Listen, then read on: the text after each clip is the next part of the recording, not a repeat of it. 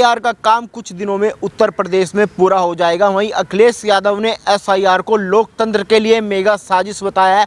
अखिलेश यादव का कहना है कि आज एसआईआर के नाम पे वोट काटे जा रहे हैं। कल आपके बैंक के अकाउंट में हस्तक्षेप किया जाएगा, आपके ज़मीन के कागजों में हस्तक्षेप किया जाएगा, आपके राशन कार्ड के कार्यों में हस्तक्षेप किया जाएगा। पूरे मुद्दे पर बातचीत करने के लिए सुप्रीम कोर्ट के वकील विशाल सिंह जी बातचीत करेंगे। क्या कहेंगे? अखिलेश यादव जी कह रहे हैं कि आज वोट काटे जा रहे हैं, कल को आपके जो है ज़मीन के कागज हो, राशन कार्ड हो, उनमें हस्तक्षेप किया जाएगा। देखिए, अखिलेश यादव जी सिर्फ जनता को गुमराह करने का काम कर रहे हैं और कहीं ना कहीं कॉन्स्टिट्यूशनल बॉडी जो अपना काम करी उसके बीच में अवरोध पैदा कर रहे हैं। एक नेता विपक्ष होने के नाते उनकी जिम्मेदारी थी कि लोगों को जागरूक करें और लोगों से कहें कि इस प्रोसीजर में भाग लीजिए। अगर कोई बीएलओ उनका नाम नहीं जोड़ता है तो बीएलए को बताएं, क्योंकि कानून का जब आप प्रोविजन देखेंगे तो बीएलए सभी पार्टियों को अपने बूथ पर अपॉइंट करने का अधिकार होता है और उनको कॉपियां भी इलेक्शन कमीशन देती है और उस कॉपी को मिलान करते हैं और अगर उनके वोटरों का नाम डिलीट होगा तो वो ऑनरेबल हाई कोर्ट और ऑनरेबल सुप्रीम कोर्ट के पास अप्रोच कर सकते हैं। वो ऐसा न कर लोगों के बीच ऐसी अवधारणा फैला रहे हैं कि वो अपने कॉन्स्टिट्यूशनल बॉडी जैसे हाई कोर्ट, सुप्रीम कोर्ट और इलेक्शन कमीशन पर शक हो और ऐसे में लोगों के बीच अशांति फैले, जो कि बिल्कुल ही गलत है। एक नेता विपक्ष होने के नाते उनकी जिम्मेदारी बनती है कि लोगों को जागरूक करें और उनके इतनी बड़े कार्यकर्ता है, इतनी बड़ी पार्टी है, उन पार्टी के कार्यकर्ताओं के माध्यम से सभी क्षेत्र में जाएं और लोगों को बताएं कि एसआईआर बहुत ही जरूरी है। और आप लोग तो दिया उन्होंने 44 अपने दिग्गज नेता मैदान में उतार दिए, कह रहे कि ध्यान रखना है एक भी वोट कटने न पाए। देखिए, यही तो विकीर्ण मानसिकता अखिलेश यादव की देखने में सामने आ रही है। एक तरफ अपने बीएलए को अलाउ कर रहे हैं, दूसरी तरफ लोगों को अपॉइंट कर रहे हैं कि ये लोग इस बूथ पर काम करेंगे, तीसरी तरफ जनता में अविश्वास पैदा कर रहे हैं। अविश्वास कि बैंक खातों में इंक्रोचमेंट होगा, अविश्वास कि आपके रिजर्वेशन को छीन लिया जाएगा, अविश्वास कि ये कहीं सीए और एनआरसी ही है। कैसे सीए और एनआरसी ये हो सकता है? आप देखेंगे कि जो वोटिंग राइट है वो 18 ईयर्स के ऊपर के लोगों को दिया जाता है, जबकि सीए एनआरसी जो होगा वो 1 से 100 साल तक जितने भी उम्र का होगा सबका होगा। तो कहीं ना कहीं जनता को गुमराह करने का काम अखिलेश यादव के द्वारा किया जा रहा है और पूरे देश में देखा जा रहा है कि विपक्ष का सिर्फ एक नीति हो गया है कि एसआईआर का विरोध करना। एसआईआर का जब आप प्रोविजन देखेंगे तो आर्टिकल 324 सब क्लॉज 6 में यह प्रोटेक्टेड है और इलेक्शन कमीशन कभी भी एसआईआर करा सकती है। पिछले दिनों ऑनरेबल सुप्रीम कोर्ट के सामने ये मैटर लगा भी था 2 दिन पहले। उसमें learned senior advocate Kapil Sibal साहब सरकार की तरफ से अपीयर हो रहे थे और वो कहें, जो कि मिस रिप्रेजेंटेशन किए पूरे सरकार का, पूरे देश का, कि ये पहली बार एसआईआर हो रहा है, जबकि ये 8वीं बार हो रहा है। और honourable chief justice of India justice Suryakant ने कहा कि आप यह क्यों नहीं कहते कि कोई पर्टिकुलर व्यक्ति आकर यह विरोध करे कि मेरा नाम डिलीट हो रहा है जबकि मैं यहाँ का नागरिक हूँ। क्यों सिर्फ पॉलिटिकल पार्टियां आ रही हैं? क्यों अभी तक एक भी व्यक्ति सामने नहीं आया जो यह कहे कि मेरा नाम गलती से डिलीट किया जा रहा है, मुझे पूरी राइट्स नहीं दी जा रही, वोटिंग की राइट जो आर्टिकल 21 में दी गई है कॉन्स्टिट्यूशन ऑफ इंडिया के, वो नहीं दिया जा रहा है। तो बाद में पता चलेगा ना कि किसका नाम कटा, किसका नाम हटा, जब वोटर लिस्ट आ जाएगी। जी, अभी तक केवल आंकड़े इकट्ठे किए जी, आंकड़े इकट्ठे किए जा रहे हैं और लिस्ट में संशोधन अभी किया जा रहा है। तो जैसे एक उदाहरण के तौर पर लें कि एक छोटे से कस्बे में बीएलओ जाते हैं और नाम ऐड करते हैं कि आपका नाम क्या है, आपका आधार कार्ड क्या है, आपका वोटर आईडी क्या है, राशन कार्ड क्या है।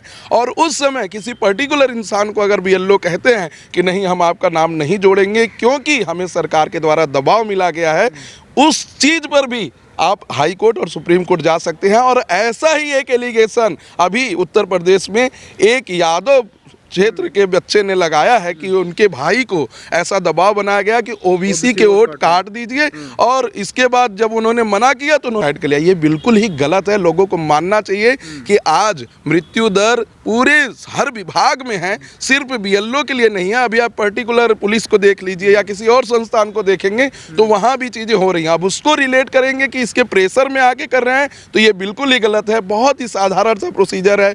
पुराना नाम को देखना है, नया नाम को जोड़ना है। कौन मृत हो गए, कौन दूसरे स्टेट में जाके डोमिसाइल ले लिए, किसने अपनी सिटीजनशिप को छोड़कर दूसरे देश में भर गए हैं, ऐसे लोगों का नाम हटाना और जो 18 साल के ऊपर हो गए उनको वोटिंग राइट देना ही एसआईआर है। लोगों को गुमराह किया जा रहा है, गुमराह नहीं करना चाहिए। वो कह रहे कि समय बहुत कम दिया गया, बीएलओ दबाव में 1 महीने के अंदर कैसे हो पाएगा, यह प्रक्रिया कम से कम 3 महीने चलनी चाहिए थी। देखिए, हर स्टेट में टीचर्स अपॉइंट हैं, और टीचर्स जब अपॉइंट होते हैं या कोई भी गवर्नमेंट सर्वेंट अपॉइंट होता है तो उसको एक क्लॉज पे साइन कराया जाता है।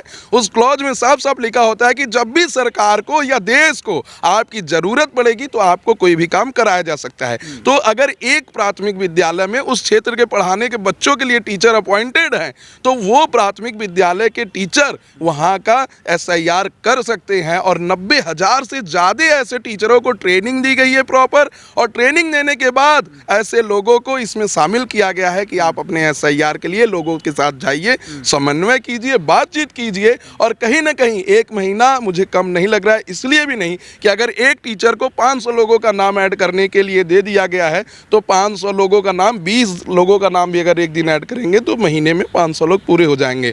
तो ये कहना बिल्कुल ही गलत है कि 1 महीने का कम समय दिया गया है। दूसरी चीज़, जब ऑनरेबल सुप्रीम कोर्ट में SIR का मुद्दा चल रहा था बिहार के चुनाव को लेकर, तब यही विपक्ष है जिसका कहना था कि सिर्फ बिहार में क्यों, पूरे देश में कराइए। अब जब इलेक्शन कमीशन ने इनकी सलाह मानकर पूरे देश में SIR करा रही है तब इनको फिर दिक्कत हो गई है। कहीं ममता बनर्जी कह रही हैं कि अगर आप बंगाल में SIR करेंगे तो हम पूरे देश को हिलाकर रख देंगे। कहीं ना कहीं ये मानसिक दिवालियापन नेताओं का दिख रहा है।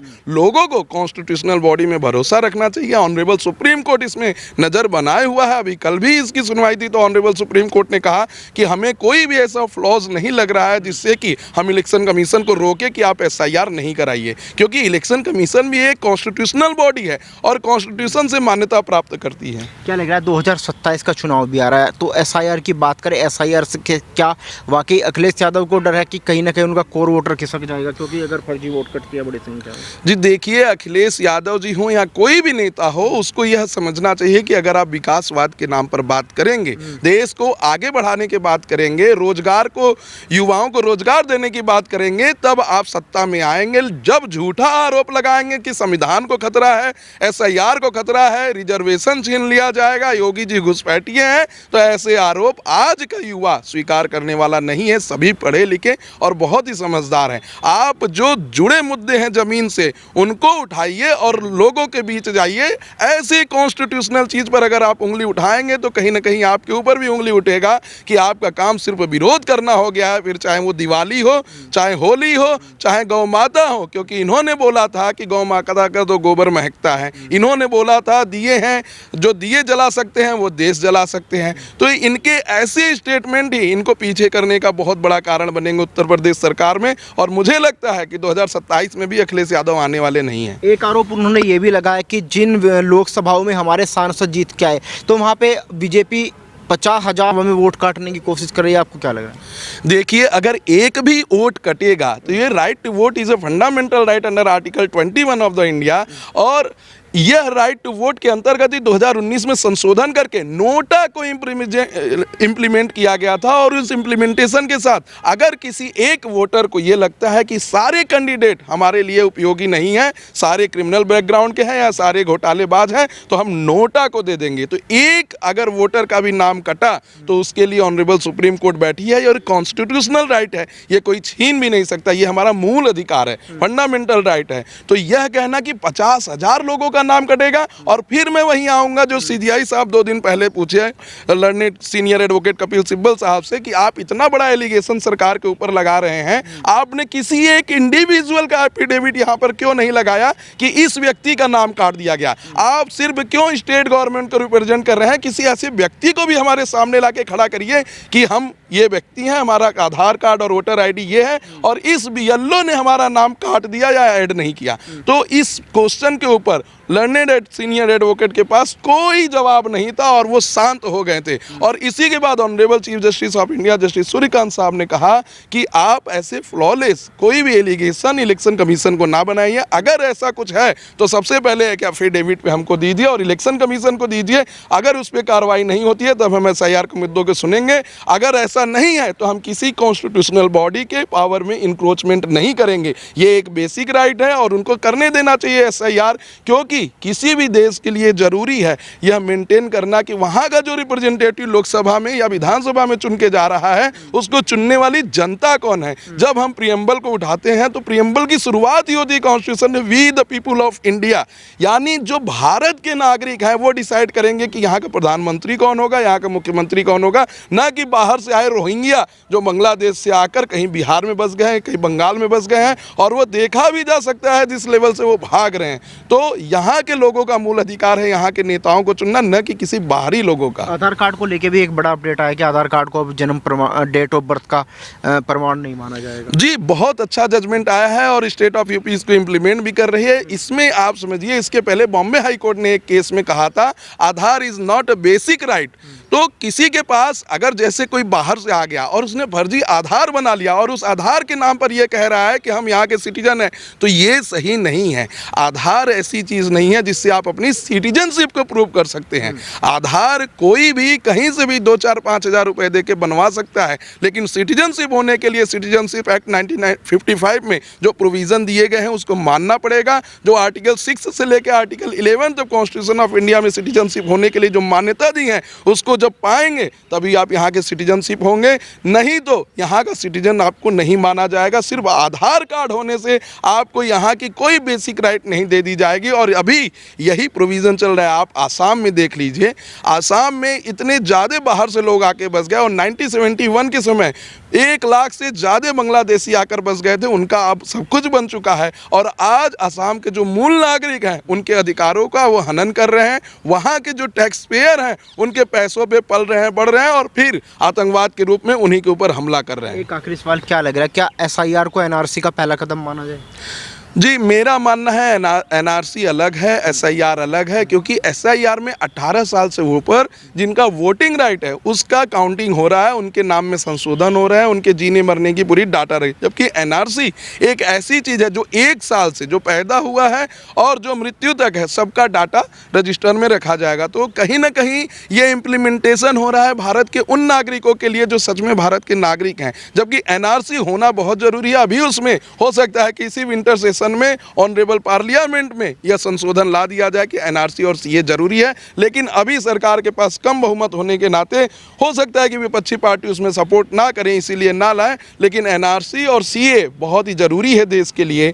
जब आप देखेंगे कि दिल्ली में रोहिंग्या की बात चल रही थी, उस समय honourable chief justice Suryakant court number 2 में बैठ रहे थे और जो विपक्ष के वकील थे उन्होंने कहा कि ऐसे तो आप किसी भी ह्यूमन की सिटीजनशिप को, किसी भी ह्यूमन के बेसिक राइट्स को छीन लेंगे। तब उस पर ऑनरेबल चीफ जस्टिस ने एक टिप्पणी की थी कि भारत कोई धर्मशाला नहीं है। अगर आप यह सोच रहे हैं कि किसी दूसरे देश के लोगों को यहाँ बसाकर यहाँ के लोगों के अधिकारों को मार देंगे, तो ऐसा हम होने नहीं देंगे। तो honourable chief justice of India बहुत ही सख्त है इन सब मुद्दों पर और उनका कहना है कि जो सबसे पहले मूलभूत अधिकार है उस पर यहाँ के लोगों का हक है, ना कि बाहर के लोगों का। हम एजुकेशन प्रोवाइड कर सकते हैं, हम उनको खाना प्रोवाइड कर सकते हैं, लेकिन विद इन सर्टेन पीरियड के लिए 1 साल 2 साल, उसके बाद उन्हें अपने देश जाना होगा। यहाँ जो रह रहे हैं, जो यहाँ जन्मे हैं, उन पर उनका पहला अधिकार।